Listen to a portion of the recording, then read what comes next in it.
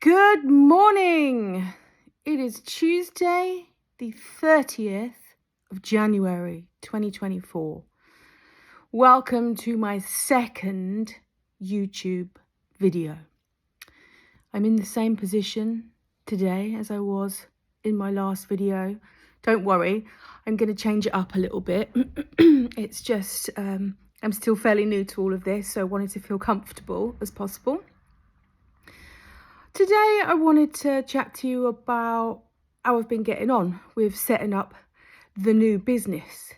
But I thought actually it was probably really important that I actually tell you what my business is and what products and services I'm offering first, so you can get a sense of what I'm trying to achieve and also how I'm going about it. So, I said in my last video, the business is called High CI Limited, and that CI stands for continuous improvement. Continuous improvement ultimately is all about the way we work. It's all about the processes that we work with on a daily basis, the systems that we have in place to help us do our work, the way we carry out our activities, the things that are in place, the tools that are in place that enable us to do our job properly. So it's about ways of working. And I think if we simplify continuous improvement under that big umbrella, it becomes easier to understand what we're working with. And what continuous improvement can do for any business anywhere in the world, and that's the beauty of continuous improvement, is if we look at all those ways of working and we understand if they're causing blockages, for instance, or if they're holding things up and you're waiting around for a really long time, or they're actually causing your customers to phone in and, give constructive feedback, let's say, then potentially we're working with processes that aren't as efficient as they need to be. And what I do, my skill as a black belt and as a lean expert, is I will take a deep dive into those ways of working and understand how we can clear away the waste effectively so that you can drive efficiencies through that process. And you can do that in many, many different ways. Now, I'm simplifying continuous improvement, but for all the lean experts and black belts and master black belts out there, we know that it takes years and years and years of training and practice to really, really hone your skills in this area, because there are some heavy mathematics behind it in some circumstances. It takes a real collaborative approach. It takes really understanding your stakeholders from a deep level. It helps building relationships and making sure that you're actually helping those people with what they need help with. But ultimately, especially for executives, they want to drive efficiencies, reduce costs, increase customer service, have happy employees, and a whole host of other things. And under all of that stuff is a service that I'm going to offer. And the service that I will offer is effectively Kaizen facilitation sessions. I will come in and I will facilitate process improvement workshops to help you identify and discover where those pain points are in the processes and help work through CI tools and methodologies in that Kaizen process to take you from an as-is to a to-be state, and then understand what improvements can be made to help drive those effectiveness and efficiencies into the process. And we can measure all those things from the beginning to the end, so we'll know if those things are going to work. And again, the beauty with continuous improvement is if you do measure it well and you understand the potential impact of the improvement, you can almost predict the future. So for executives, if we are predicting what the future expectations and benefits could look like, we can do that at the start. And I think that's really important, rather than, going through the process and not really knowing what you're going to get out of it. It might change a little bit at the end, depending what happens in between. But if we stick to the methodologies and we stick to those principles, we can usually come out with what we need. So within those Kaizen improvement sessions, you can do that in many different ways. Well, I've chosen to do that in lots of different ways. So the first way will be to do a facilitation session to remove waste. That's pure Tim Woods, get it out the process. If you can't remove it, improve it, that type of event. And we'll take you again from an as-is to a to-be state. Usually those types of workshops can take about 3 days, but I won't beat around the bush. Continuous improvement is not a quick fix. It is the long game. You're in that for the longevity of building a continuous improvement culture. But where I come in is starting at the very beginning of the CI journey that the company wants to go in, and then taking a step-by-step approach, building upon that process improvements, building out those CI champions and building for the future. So it's a very iterative approach that I'm taking. You can also do Kaizen improvements or Kaizen workshops to prepare for technology.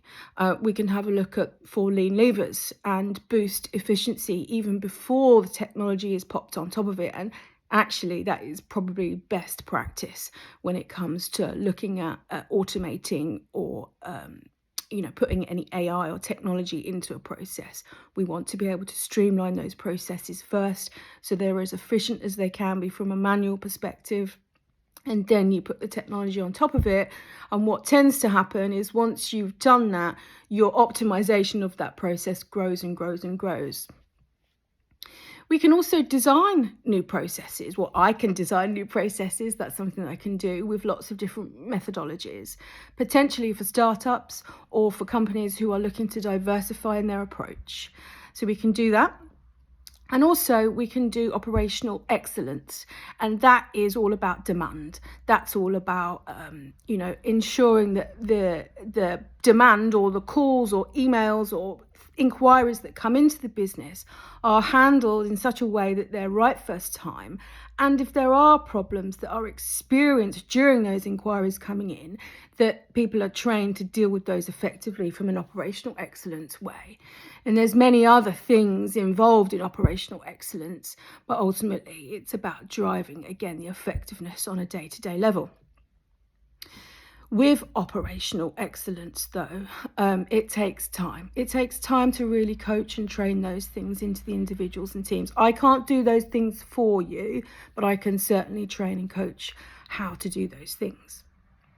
We've also got some CI training or coaching for champions who really want to progress in their CI career. And like I said, CI can be a really fruitful career. And again, I can explain a bit more about the levels of career aspirations that you can achieve from CI.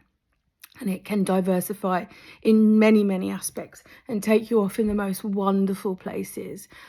So for, people who are looking for a career, who are the younger generation, wondering what they will do, CI can be a really great opportunity to explore. So that is what we can do, but every business is different. Every business has core processes that will generally be the same, but carried out differently. And I don't want to blanket those solutions across all companies because it won't be the same. I want to be able to listen to the customer, really get to know the customer, understand what they need, understand what they want, and build those bespoke solutions. And, those events that I was talking about, those workshops I was talking about, are likely to be part of it, but might not be the whole thing. So that is the service offering, so to speak, and I am very confident in my abilities in that area. So it's almost like I can bank that. I banked that expertise, that SME expertise. But everybody knows that you don't build a business from your SME subject matter, because business, as I have learned very, very quickly, is about all the other skills that you need, predominantly sales, predominantly relationship building, predominantly patience, um, to really, really build a sustainable business. Nothing happens overnight. I'm fully aware of that. Rome wasn't built in a day, all that stuff. So now I'm going to change subject and talk about actually what I've been doing to build that business behind me. So as you know, well, you may not know. Sorry, I got really close to the camera there. You may have seen up my nose. Sorry about that. I've only been going a month or so, and it's a scary place because money is obviously on my mind. You know, I need to earn money. That's what I'm doing it for, but also to build a really sustainable and wholesome business behind it. And whilst I haven't got any of that coming in at the moment, what do I do every day that adds value? What do I choose to do that will turn that dial just one click at a time? Well, the first thing I do is I exercise every morning. And I know that sounds cocky and confident, but I do, and I have to. I don't do it for anything else but to feel good in the morning, feel good about the day, and approach, the day with gravitas and confidence, and really seize the day. That's what I do. I finished my bike ride this morning, and I'm ready to go. That's probably why I'm making a video this morning. But what I've chosen to do over the last month or so is create a website. So that's being built and developed at the moment. The company that I've chosen did the logo as well, and they've done a great job in that. And you may have seen it either on my YouTube profile page or potentially on my LinkedIn page. I've built a LinkedIn page and started to do some posts on there, which is driving up engagement. And I've got about 250 followers or so on my HiCI LinkedIn page. Although I do know that LinkedIn may not be the source of leads, it's one source of leads. I've got myself an accountant. That's a good thing because I don't know anything about accounting. I've set myself up with HMRC. Obviously, you have to do that right at the very beginning. Getting all my corporation tax sorted, getting my PAYE sorted, making sure that I know my login details because that is a memorable task. What else have I done? I have joined the Chamber of Commerce. That is actually where I'm starting from a strategic perspective. Oh, I forgot to say I've obviously done a business plan. I think most people will skip that part because they don't see any value in that. But being in the lean game, I know a plan is not going to, achieve everything that I set out to do, but it's certainly going to guide me in the right way. So I did my business plan, and within that business plan, I wrote strategies for sales. The first avenue that I'm exploring is local. So I joined the Chamber of Commerce in Northamptonshire so that I could really get to know the people and the businesses in Northamptonshire, build relationships and have that really local business awareness so that I become part of the community. I do envisage in the future, being part of charities, HiCI sponsoring charities, HiCI sponsoring events in the future. And I want to be part of that community and help. So I've joined the Chamber of Commerce and I've got a lot of networking events to go to for that. But also they've got some great resources and great materials that I can use to leverage my business and really sort of give back a little bit as well, especially in the education sector where I'm not seeing problem solving skills being offered out as readily as potentially resilience training or, hybrid working training, something like that. And I think my training could really complement that type of training too.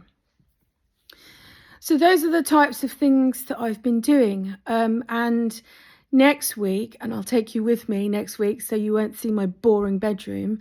Next week, I'll take you networking with me. I've got quite a lot of breakfast meetings. So, I know that sounds glamorous. It probably isn't. It's probably just a bacon roll, right?